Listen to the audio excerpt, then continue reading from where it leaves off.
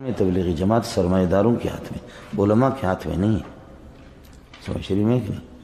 حضرت اقدس مولانا تقی صاحب نے لکھا ہے کہ ایک دو جگہ میرا درس تھا، عشاء کے بعد میرا درس تھا، تو انہوں نے اللہ کا بھلا کریے کہ تبلیغی ساتھیوں نے کہا کہ نہیں، درس بعد میں ہوگا، پہلے ہم اپنے فضائل اعمال کا درس کریں۔ سمجھ رہی میں کہ یہ کیا ہے؟ یہ کیا ہے؟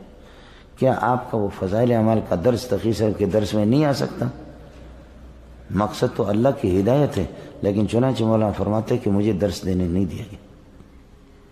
یہ تو ہوتا ہے میرے سے، لیکن وہاں جب جو اس جماعت کا جو بانی تھا مولانا الیاس کاندیلی رحمۃ اللہ علیہ، یہ لوگ تبلیغ کے مزاج کو سمجھ چکے تھے۔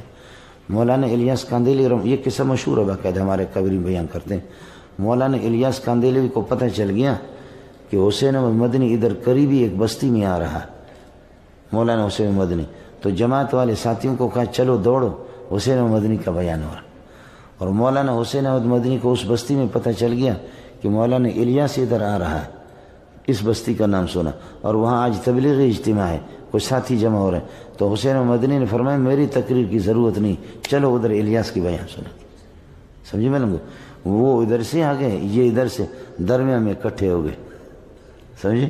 یہ ان کے لیے جا رہا ہے، وہ ان کے لیے جا رہا ہے۔ یہ کمال ہے مولوی صاحب۔ ہمارے حضرت فرماتے تھے کہ میں بوڑھا ہو گیا ہوں، جھوٹ بول کر کے قبر میں تو مجھے جانا تو ہے، جھوٹ بول کر کے کیا مجھے ملے گا؟ فرمایا کہ اللہ کی قسم، مولانا یوسف کاندیلی فرماتے تھے کہ طلباء کو طالب علمی کے زمانے میں تبلیغی جماعت میں جانا حرام ہے، اور حضرت کا تو حافظ تھا، وہ فرماتے میں جھوٹ بول کر کے کیا کروں گا؟ یہ لوگ، یہ پانچوں انگلیاں ہیں، بالکل ہے۔ اذان دینے والا بھی خدمت کر رہا ہے دین کی، تصنیف و تالیف والا بھی خدمت کر رہا ہے، سمجھ رہی میں؟ تدریس والا بھی خدمت کر رہا ہے، آپ سمجھے؟ تبلیغ والا بھی خدمت کر رہا ہے، ختم نبوت والا بھی کر رہے ہیں، سیاست والے بھی کر رہے ہیں۔ فرق ہوگا جفا کشی کا، فرق ہوگا، لیکن یہ پانچوں انگلیوں میں فرق ہے۔ تو انگلیاں میرے لیے قیمتی ہیں، لیکن پانچوں میں فرق ہے۔ ہو سکتا ہے کہ آپ اپنے کام کو آپ بڑا کہہ دیں، لیکن مجاہدین کا کام سب سے بڑا ہے۔ وہ مولوی منظور کی درس تدریس سے بھی، لیکن درس تدریس کا بھی آپ اندازہ کریں، آپ کو اس دنیا کی کتابوں میں کوئی ایسی بات نہیں ملے گی کہ مولانا زکریا نے کبھی کوئی چلہ لگایا۔ جس نے فضائل اعمال لکھی ہے، فضائل صدقات، حکایت صحابہ، یہ سب جو تبلیغی ساتھیوں کے پاس بمنزل تورات کے ہوتے ہیں، کوئی طور سے انہوں نے لایا، سمجھے بھائی؟ ہاں، جیسے کہ موسیٰ علیہ السلام نے چلہ کشی کی اور تورات اللہ پاک نے آپ کو دے دی، تو ہمیں بھی اللہ پاک نے یہ فضائل اعمال، یہ چلہ کے بعد اللہ پاک ہمارے ہاتھ میں پکڑا دیتا ہے، سمجھے؟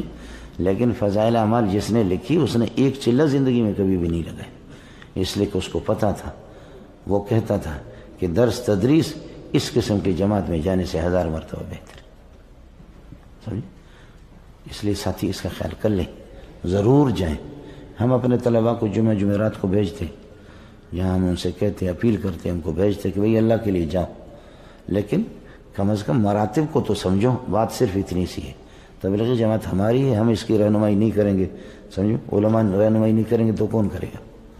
اور علماء کو جب آپ نکالیں گے، سرمایہ داروں کے ہاتھ میں جب یہ جماعت آئے گی، تو پھر یہ کہ خدائی اللہ ہی اللہ ہے اس کا۔